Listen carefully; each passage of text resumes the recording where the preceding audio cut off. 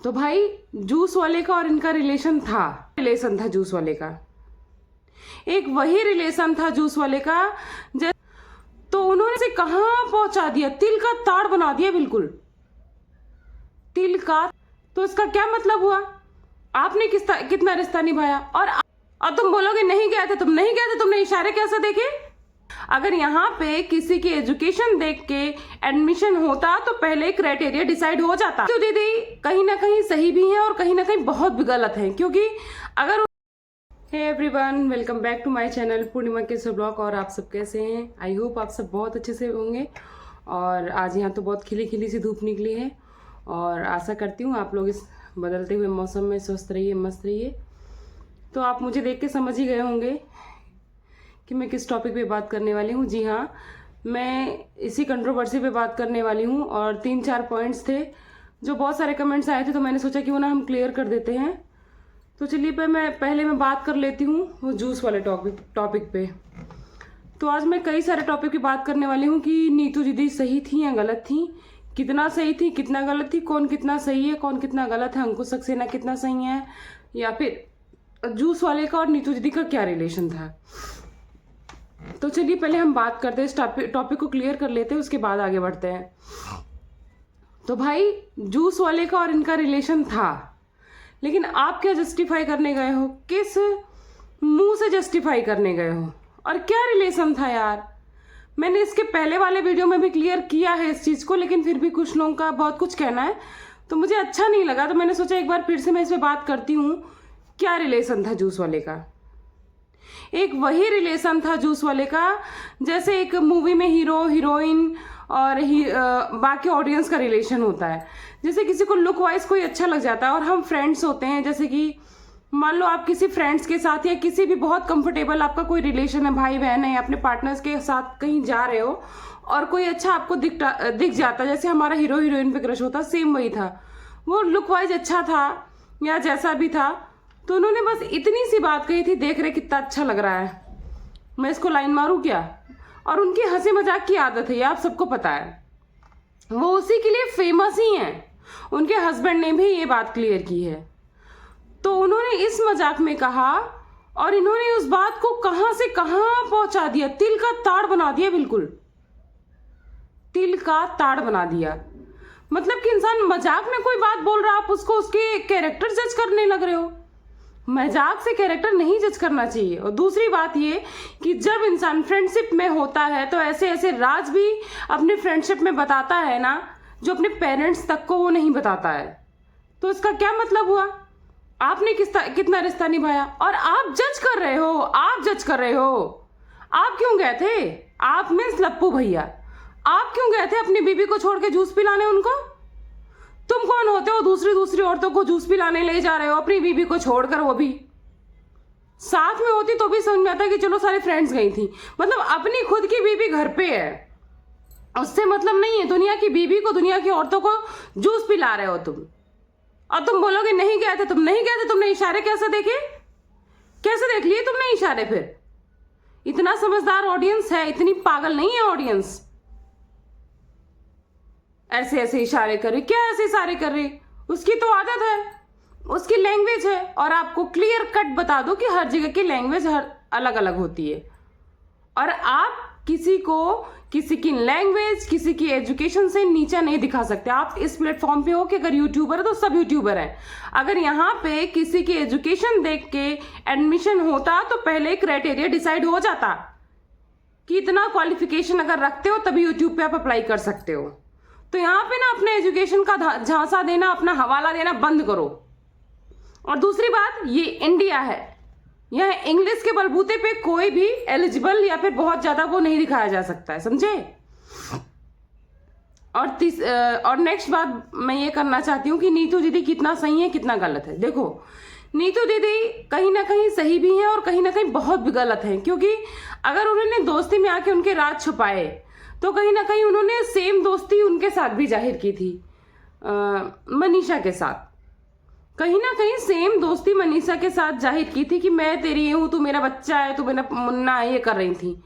तो कहीं ना कहीं जो सिचुएशन थी वो इस टाइम पे उनको मनीषा का साथ देना चाहिए था, क्योंकि इनका ऐसा कोई रिलेशन नहीं था जिसको बचाने के लिए तुम इतना बड़ा झूठ बोल सकती थी। ठीक है, हाँ वो मजबूरी थी या ब्लैकमेल करके जो भी करा गया, अगर वो ब्लैकमेलिंग को साइड में रख दो तो उस टाइम पे एक शादीशुदा औरत का घर बचाना ज्यादा जरूरी होता है बजाय एक सिंगल औरत के, क्योंकि उसको तो कोई भी मिल जाता। उनकी तो शादी हो रही थी ना सुमित से, और इसकी तो ऑलरेडी बसी बसाई हंसती खेलती जिंदगी तुमने बर्बाद कर दी। ऐसी दोस्ती किस काम की यार।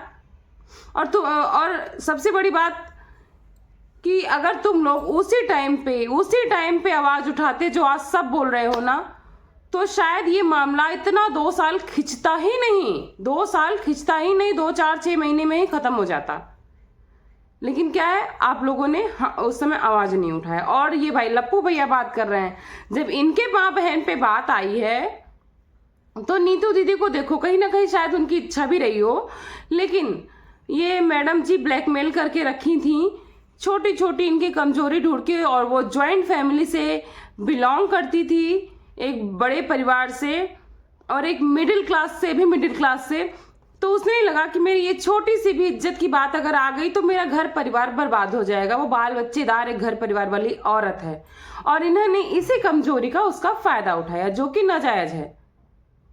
आपको क्या लगता है कि सब कुछ अच्छा हो गया? आपका कर्मा आया ना आपके सामने, और जो भी किसी अच्छे खासे परिवार को बर्बाद करता है उसका कर्मा उसके सामने आता ही है। आज आप निकल गए थे सामने, उस टाइम तो निकल गए थे ना बहुत क्लियरली, उनको फंसा के अपना मीडिएटर बनाया, मैसेंजर बनाया, सब कुछ किया। लेकिन आज आपका कर्मा आया ना आपके सामने, आपकी 1 महीने की भतीजी तक को गाली सुननी पड़ी है सिर्फ आपके कर्मा की वजह से। और मैं बात कर रही थी लप्पू भैया की, जो कि मैं बीच में भूल गई, मैं क्लियर करती हूँ। आज अपनी माँ पे बात आई, सिर्फ हार की बात आई है ना, हार की बात आई है कि आर्टिफिशियल था या ओरिजिनल था, जो कि अंकुश सक्सेना ने रोस्ट किया। तो आप इतना तिलमिला गए, माँ पे मत जाना, माँ पे मत जाना, बिल्कुल माँ पे गए तो ये कर दूंगा, वो कर दूंगा, ये कर दूंगा। तुम किसकी माँ बहन पे जा रहे हो? तुम भी तो माँ पे जा रहे हो ना, तुम क्यों जा रहे हो?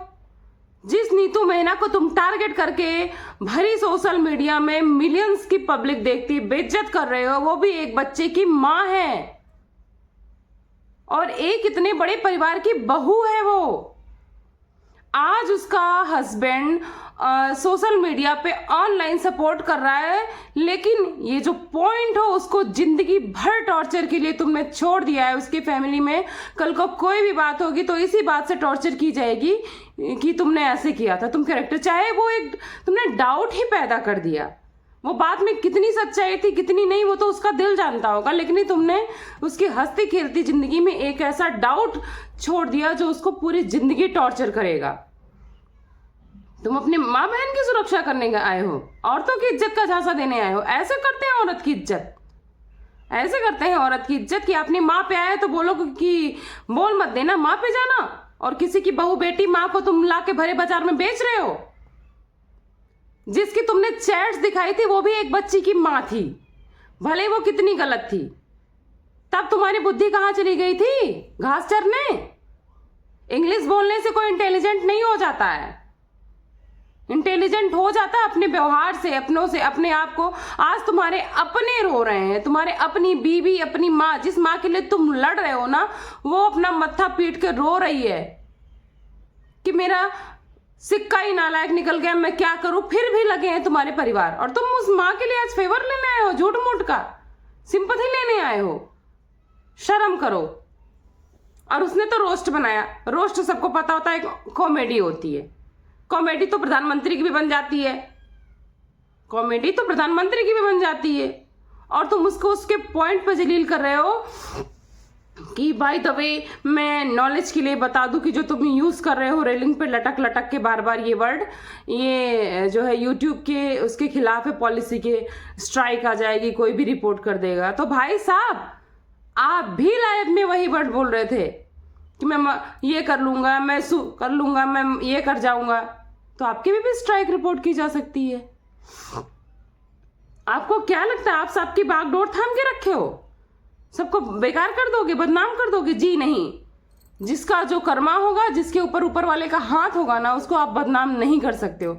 आपने लोगों को इतना मजबूर कर दिया कि जिसके जिसके डार्क सीक्रेट से, और वो पास्ट था, जैसे कि मैं नाम लेके बता देती हूँ, मीशू का। वो लड़की अकेले सोशल मीडिया पे तो होगी नहीं, उसका पति, उसका परिवार, उसके बच्चे के स्कूल के टीचर्स, सब तो कहीं ना कहीं देखेंगे या देखते होंगे। कल को बच्चा बड़ा होगा, वो भी देखेगा जो उसके पति का डार्क सीक्रेट था, जो कि वो खींच के ले आई थी अपने पति को उस दलदल से, और आज वो भी बताने को मजबूर हो गई। जो कि पास्ट था, चला गया था, खत्म हो गया था। तुम्हारी इस मजबूर करने की वजह से तो यार, जो चीजें बच्चों को नहीं पता चलनी चाहिए थी उसको पता चली ना। उस बंदे के ऑफिस के भी कलीग्स होंगे जो यूट्यूब पे होंगे, उसकी वाइफ को देखते होंगे, उसको भी तो वो चीज पता चलेगी ना। उसकी जिंदगी में तो तुमने जहर बो दिया और तुम बनते हो बड़े सभ्य इंसान।